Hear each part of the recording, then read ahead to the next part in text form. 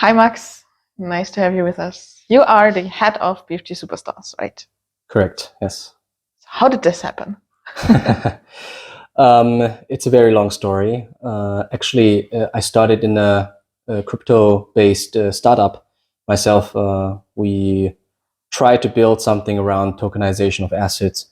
That was actually also the reason why I got into blockchain technology, because it was so fascinating and it made a lot of sense to just think about physical assets, real-world assets to be brought onto the blockchain.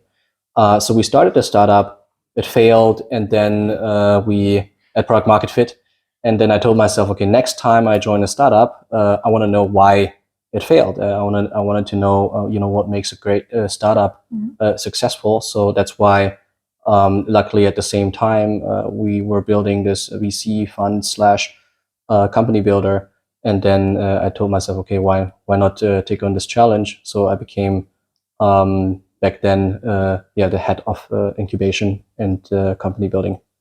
So how does this program work, and why do you make it work like that? Yeah, so essentially we take in entrepreneurs from all around the world. Those are entrepreneurs with various backgrounds. We don't actually care if he or she studied mathematics, if maybe they're coming from a non-tech background. We take them in. We offer a space with like-minded people, people who all are entrepreneurial driven, want to build something in the Web3 space, around usually 50 to 60 people. And then we would go through a 3 months program where we talk about various things, but in the end of the day, our entrepreneurs leave the program or graduate the program with something tangible, with a startup in their hands, and basically they graduate as CEOs or CTOs and build their startup from there. So you've seen quite a lot of startups right now already, I guess? Yes, we have advised and accelerated around 40 teams, and we have invested in 15 plus. What have been the hurdles that stood out to you so that you see them in every other startup again? So I think the question is, what makes a great entrepreneur, or what makes a startup survive? I think in the end of the day, it's two components, or maybe three, partially. So the first component is, does the founder have enough drive?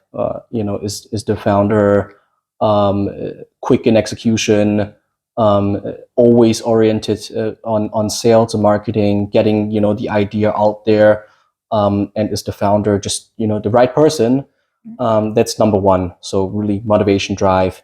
The second component is if the idea is feasible from a technical perspective. Mm-hmm. So are the founder or is the founding team actually capable of developing what they're planning? Sometimes they come up with crazy ideas, and we know you don't have technical expertise. You don't have maybe the financial regulatory expertise. There's no way you can pull an exchange or something like that as a fresh grad maybe. And the third and last partial component is is it regulatory feasible? So are regulations today on par with what you're planning? And if not, then there's a big black hole. And if it is compliant, then there's no problem. Speaking about regulation, this is different in every country, right? There's no worldwide regulation so far. So are you only focused on the European market with the BFG Superstars program, or is it worldwide?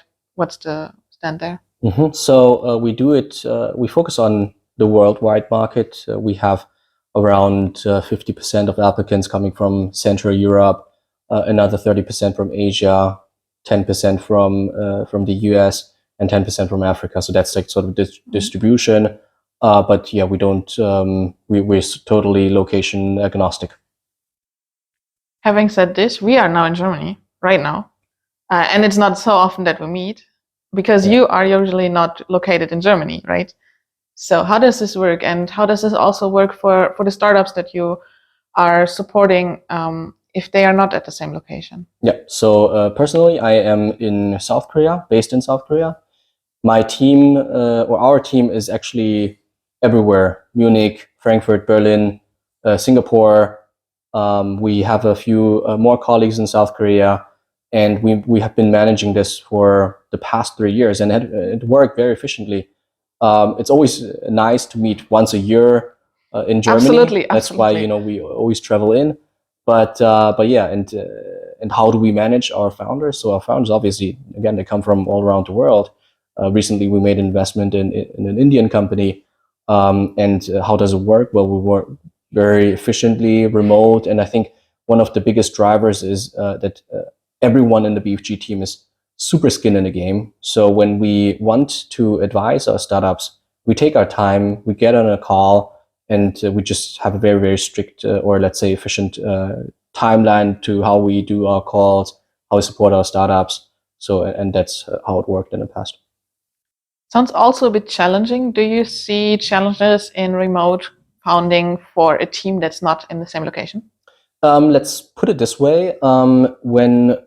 So actually our founders that matched during the program and found themselves, they always somehow managed to meet somewhere. So for example, we recently have a team, one of the founders was in France, one in Germany, and then they, told themselves, okay, we're close, let's just meet in Germany and go for a weekend retreat where we work, where we stress test our idea again.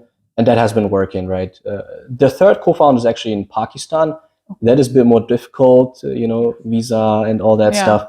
So unfortunately, that doesn't work. But usually what we found out is if your management style is good and efficient, then there's no blocker, even if it's remote.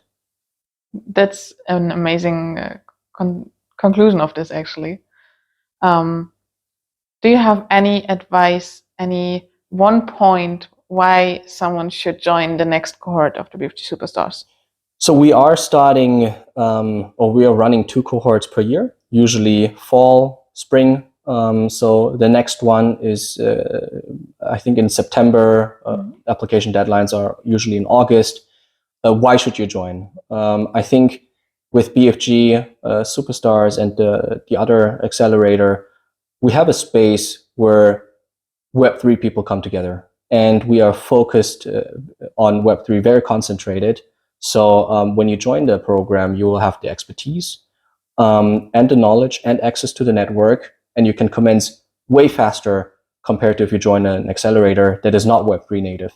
The second point is, if you're a founder, you're unsure, and maybe if you're younger, then I would always say try out as many things as you can, because I personally believe that founding a pre-seed startup is the most challenging thing. It's most challenging, and your learning curve is super steep. So if you have the time and the right drive and you want to try out some stuff, then I would say don't hesitate and just go for entrepreneurship and try it out. If it doesn't work, at least then you can go to the corporate world or whatever. You can also join a startup, but I would always try it out. Thank you so much, Max. Thank you for having me, Katharina.